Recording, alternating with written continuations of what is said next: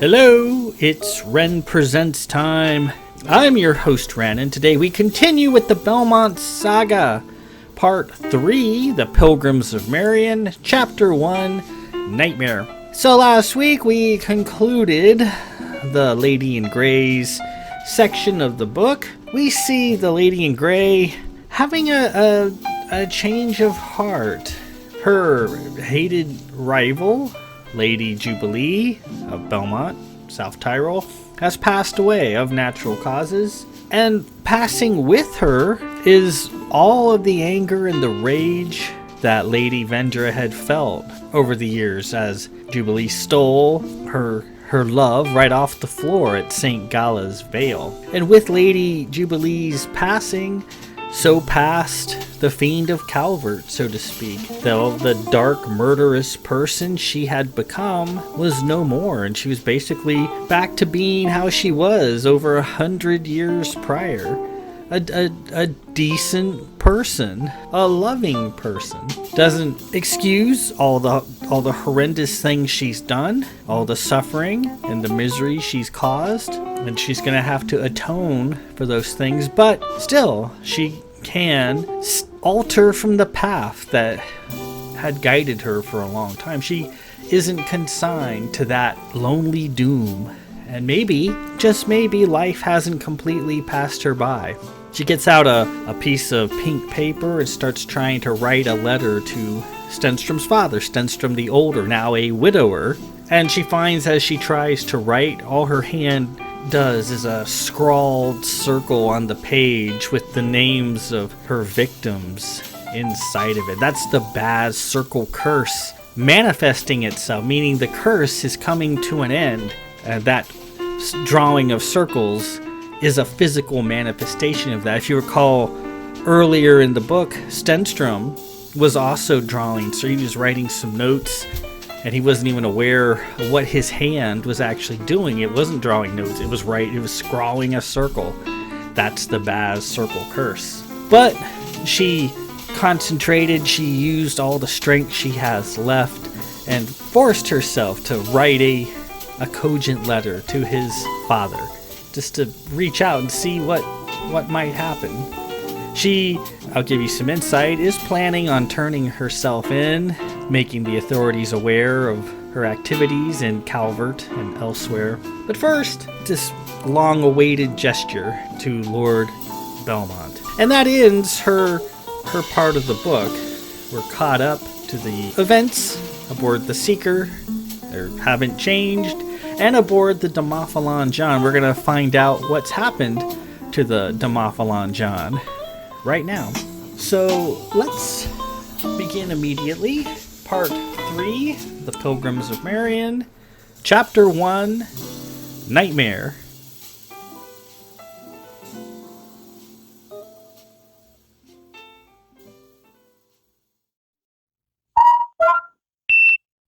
Captain Gwendolyn kept hearing that noise as she stood on the bridge.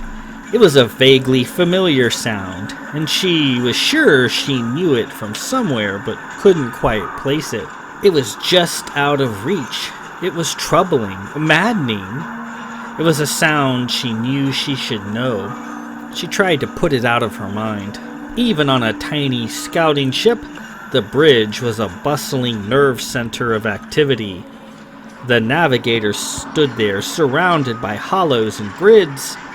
The red and blue faces of the AM/PM wheels slowly rotating and readjusting as the helmsman sitting nearby occasionally corrected the ship's course. On the other side of the bridge, the comm stood behind his panel, monitoring all inbound and outbound communication traffic. The vast majority of the messages were automated, one of the ship's myriad of systems trying to talk to the others and needing command approval to do so. It was a rather stodgy system, but it effectively kept the ship from being taken over by outside or hostile forces. Through the windows, Gwendolyn could see the stars moving by in a tide of white, yellow, and bluish dots of bigger and lesser size.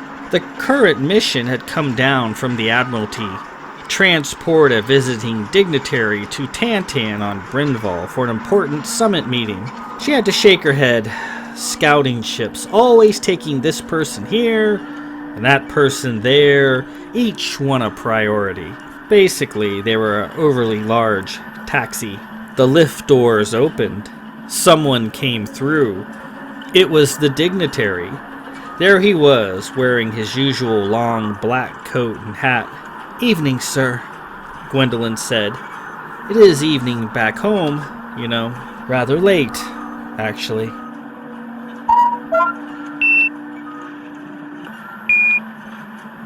Where's that noise again? Gwendolyn looked around. "Captain," the dignitary said, "she is at it again. Her crew is beginning to panic. I think you need to take action." She nodded. "Yes, you're right. I'm sorry you have been made a party to such a thing." "It's all right. Please, shall we?" Gwendolyn stood and straightened her coat. "Thank you. You needn't come. This is ship's business. You should return to your cabin and rest." She excused herself and walked into the lift. The dignitary joined her. Nervously, she selected her floor.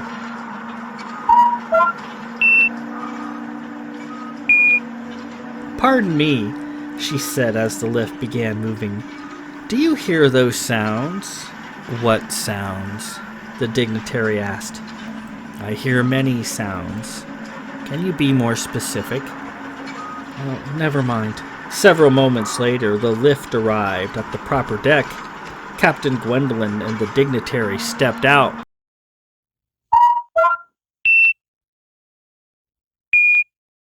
She cursed to herself. "That noise is driving me crazy. I'm sorry, sir. I should be more mindful." Again, I hear nothing out of the ordinary. They walked down the hall, passing the occasional crewmen as they went. Gwendolyn looked up at the dignitary. He was so tall. "If I may, sir, you promised you'd tell me why you wear that mask. You haven't forgotten your promise, have you?" The dignitary looked down. His gem-like blue eyes sparkled through the holes in his lace mask, the HRN at his collar glinting in cursive gold lettering. "No, I haven't. Please, let us attend to this sorry matter. Then I'll keep my promise." Gwendolyn walked at his side, struggling to keep up. The man had such long legs.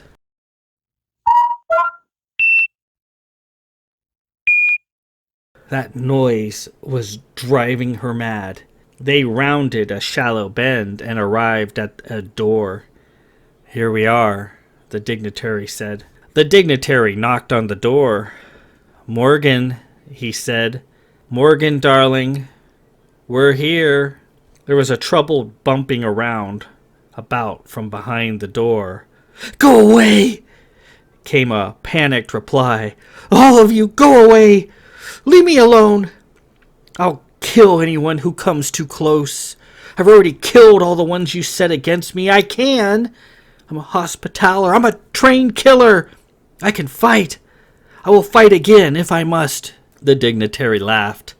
"Come now, Morgan, you don't wish to create a scene, do you? You're just making this harder than it must. It needn't be so." The dignitary opened the door. It was dark on the other side. He motioned for Gwendolyn to go in. "Go on, Captain.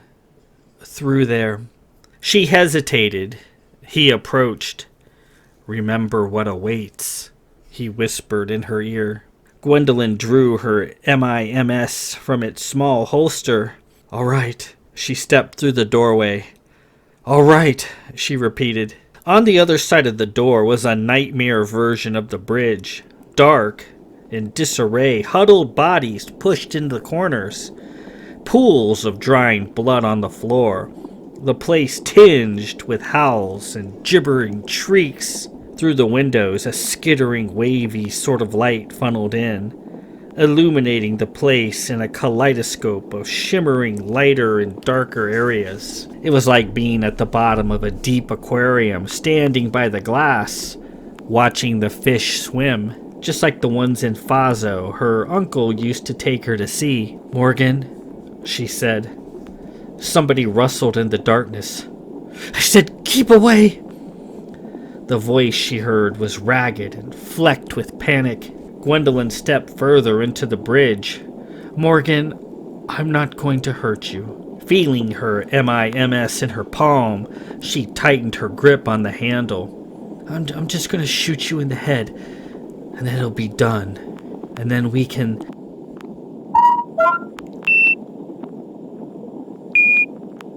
That noise! It was deafening. Just then, Gwendolyn saw Morgan-Jeterix, Lady of Thompson. She was standing there near the wall, holding her jet staff out. "They come to kill me, Captain.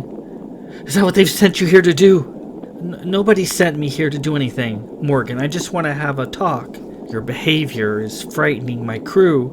Her knuckles went white as she squeezed the MIMS in her palm. "I'm just going to aim at your head and pull the trigger. And that's that. Then you can have peace. And I..." Such thoughts she indulged in. Morgan shifted positions and set her jet staff to the ready. Gwendolyn would need to be careful. Hospitallers were nothing to trifle with. "I've been watching you, Captain, wandering aimlessly around in the bridge, lost in your little dream, acting out in midair, talking to nobody. They've got you. It's just an illusion." Gwendolyn stood in front of her. She readied to raise her MIMS and shoot. She wanted to look her in the eye when she pulled the trigger. If Morgan managed to survive the MIMS shot, then she'd draw her fedula and they'd fight to the death. Gwendolyn was as deadly with it as Morgan was with her jet staff. Morgan's image vanished. Gwendolyn spun around, trying to see in the dark. "Where are you, Morgan?" "Illusions are a funny thing, aren't they, Captain? I can cloak and paint illusions. I've inherited these skills from my grandmother. She was a Vith, had blue hair and everything, and I can cloak too. Nothing like what they can do, but..." Gwendolyn stood her ground and looked about. "I'm trying to help you." Morgan's voice came again. My grandmother, do you know what happened to her? Have I ever told you? My grandfather was killed in a battle with the Zaffins, and Hallas have no business going to the stars, she said, and look what happened to him. Dead! She couldn't bear the thought of going on without him. She recreated him in illusion, and she spent the rest of her life interacting with a person only she could see. She grew gaunt and famished and stopped eating and washing, and she completely withdrew into her own mind. Gwendolyn looked down at her gun. What's the point of this, Morgan? Illusions, Gwendolyn. My mother used to make me go up and feed her. She roamed about on the 4th floor of our manor. It was so hard to get her to sit still, to open her mouth and eat. Usually she said nothing, just stared off into space. One time I got her talking, and she sounded almost like a sane person.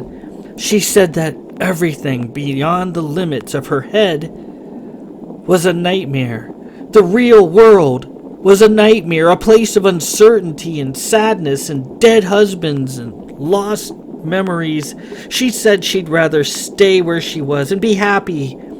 And that was that. I never heard her speak again. She just continued on, soiled and starving and walking hand in hand with the illusion of my grandfather, until she died in the fire that had consumed our manor. The door to the bridge opened, admitting a shaft of gold light from beyond. He was standing in the doorway. We're waiting for you, Captain, he said. She's over there, he pointed.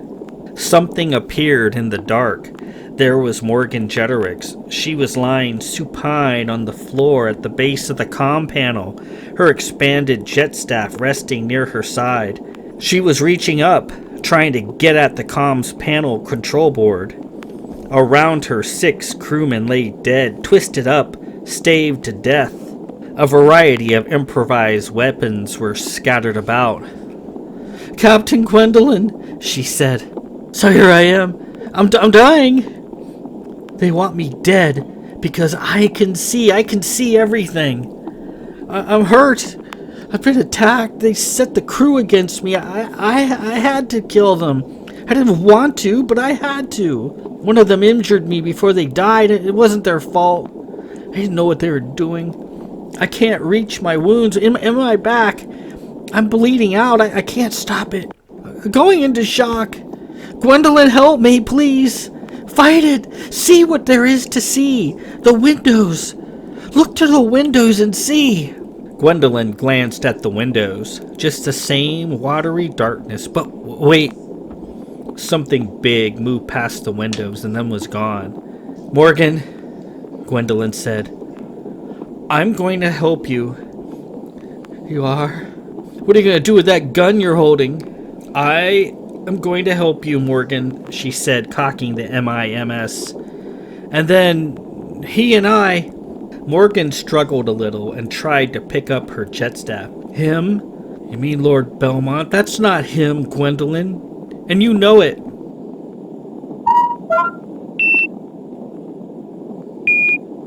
Morgan weakly pointed at the comm. You hear that? That's him. Gwen, he's out there looking for us. He's trying to help us. For creation's sake, answer the comm and save us all. She slumped to the floor. Gwendolyn smiled and shook her head. No, Morgan, he's right outside and he's promised me things, and I'm gonna do this quick and painless, and then you'll have peace, and I'll have peace. I've wanted this for a long time. But you've only just become acquainted with him. Again, Gwendolyn shook her head. No. I used to hear my aunt talking about him all the time in the parlor with my mother. I was just a girl. I would hide, and they didn't know I was nearby listening. My aunt would talk about Lord Belmont and how she hated him and his mother. And my mother, she would speak up and say how my aunt was trapped in a closed circle that could have no good end. My aunt didn't care. She was caught up. Now he's just outside the door, waiting for me. I want to go to him, Morgan. But first you have to kill me, is that right? Yes. There is nothing but an illusion on the other side of that door. You and I, we're both ladies of great houses. We could have been such friends. We should have been. We wasted the opportunity we had. We're both too similar in many regards, and we're both at fault. I understand how you feel, and they understand that too. They've given you what they think is the perfect illusion. The man standing outside that door is everything you want him to be. He'll say everything you want him to say, do everything you want him to do.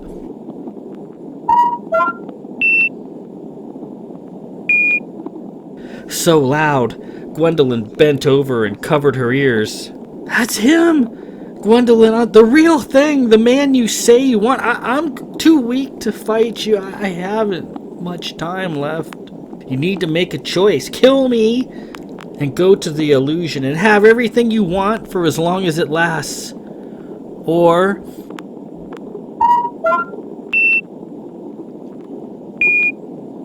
answer the call and face the uncertainty of the real, imperfect person. Venture out into the nightmare that is the real world. On the other end of that calm is the man that you really want, whose heart you could truly stir, whose love you could genuinely earn. Gwendolyn stood over Morgan-Jeterix, Lady of Thompson, blood slowly throbbing out of a deep wound in her back where she couldn't reach.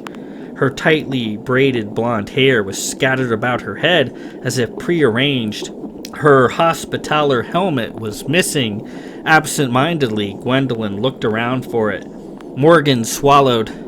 So, what's it gonna be, Gwen? She closed her eyes and didn't say anything else. Gwendolyn thought about Lord Belmont standing on the other side of the door in his black coat. Wait.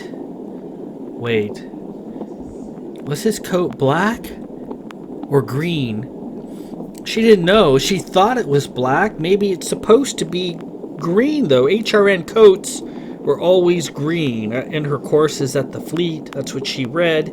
Was Morgan right? Was the man standing out there just an illusion provided to her by them, the things moving around in the dark?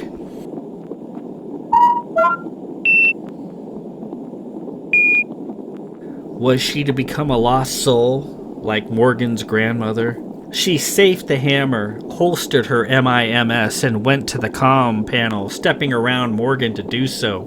"Gwen, what are you doing?" came a voice. She pressed a few buttons on the comm. "I'm saying hello." The form stood there by the door. "But I've promised you." She looked at him. "I know you have, and I really wish you would." The comm snapped open. "Gwen? Gwen, is that you?" came a worried male voice behind a load of static. "Belle? We've been worried sick about you and your crew. What's your status?" I don't know. My hospitaller is in bad shape. I think she's dying." "Do you have any knowledge in the medical arts?" "No." A spry female voice came on. "What's wrong with your hospitaller?"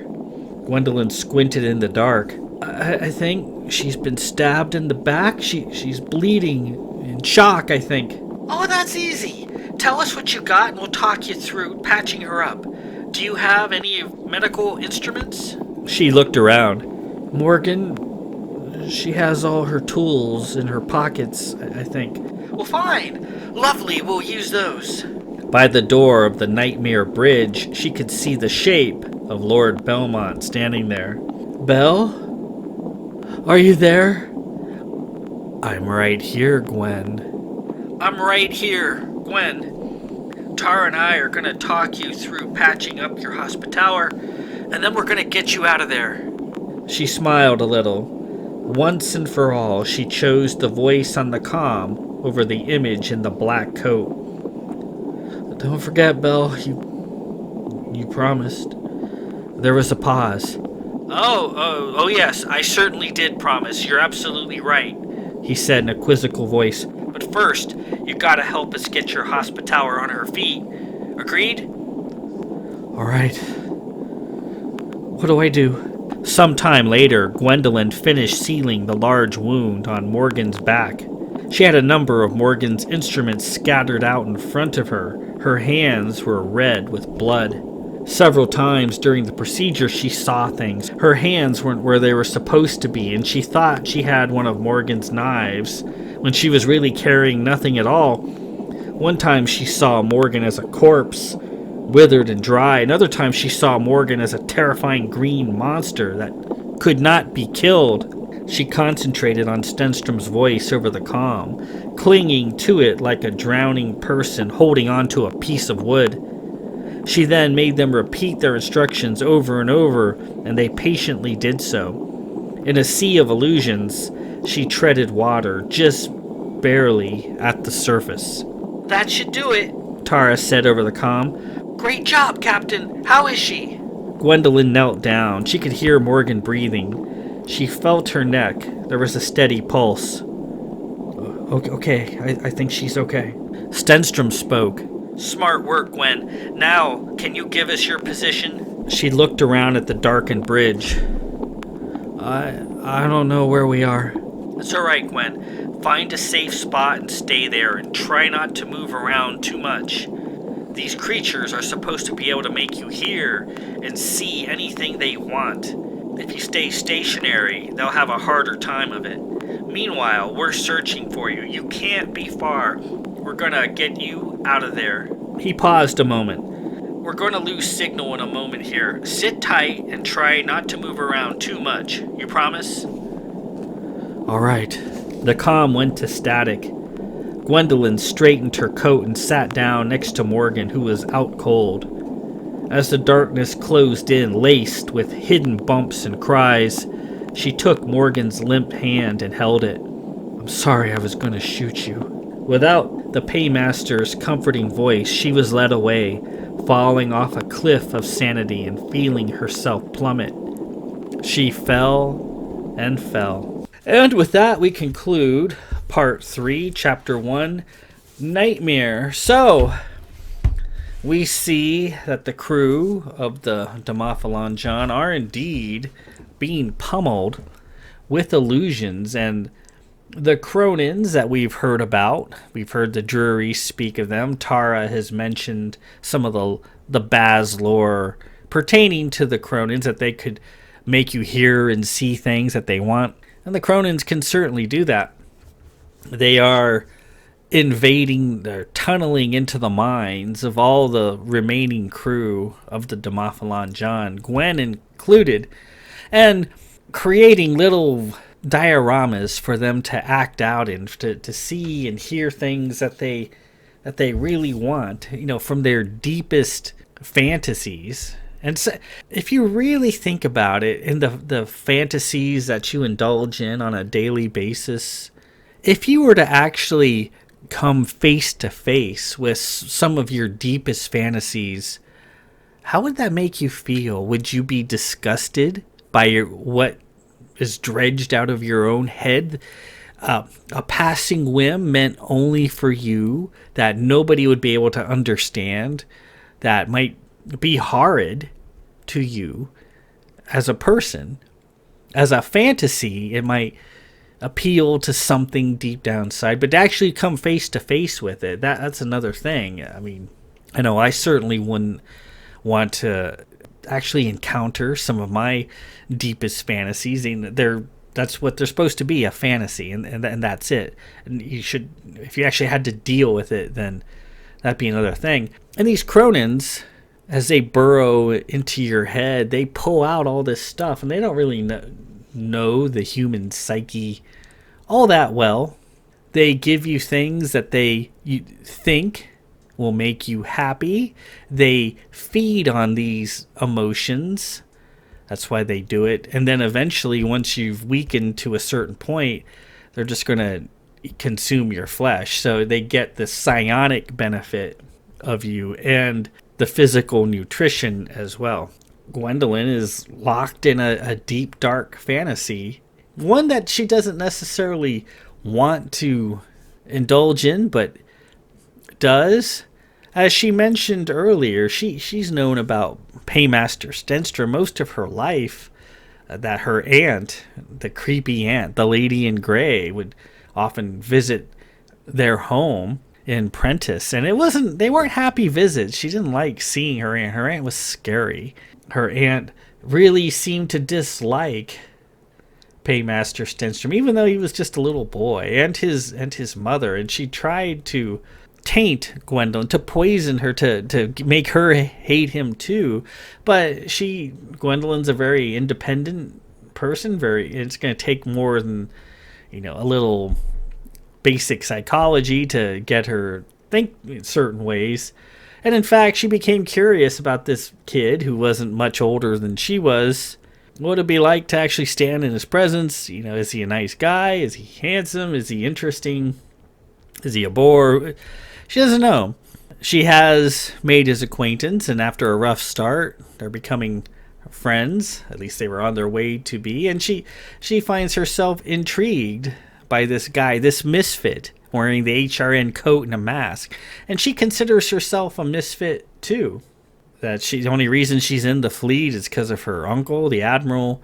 She has a hard time with certain things. She's an accomplished engineer, and engineering is her true calling, but at the moment she's commanding a scouting ship, and she isn't necessarily a well-liked commander. Being a commander requires a lot of intangibles, and not everyone is a good commander. And Gwendolyn has a lot of positive attributes, but she's not really enough of a people person to really be an outstanding commander. She's prone to having a bad temper. She's not very communicative. She doesn't inspire people much. So she's doing her best, but that's really, being a commander isn't what her ultimate goal is. She wants to be an engineer, or something she's much more suited to being. The Cronins are just hitting her hard with all these things, all these illusions, and they tried to get her to kill Morgan-Jeterix, who is able to see through illusions. She can see what's going on. And they sent other crewmen to kill her, but being a hospitaller, she's pretty handy with a jet staff. But one of them wounded her grievously. And then the Cronins tried to get Gwendolyn to finish her off. But fortunately, she came to her senses long enough not to do it. All those noises she was hearing, that was the comm, the comm on the bridge, signaling that there's a message, and it was Paymaster Stenstrom. And Tara, using her Molly, was able to talk Gwen through patching Morgan up. So there we are. That's the nightmare, kind of a weird chapter. We see the situation for Gwen and her ship is pretty bleak at the moment. They need help. Everybody in the League of Elder needs help at one time or another. This modern trend to everyone is super tough and super independent and don't need nobody is just plain stupid. Everybody needs somebody sometime. There's no shame in that. That's part of the human condition. And for someone who refuses help, they deserve their fate.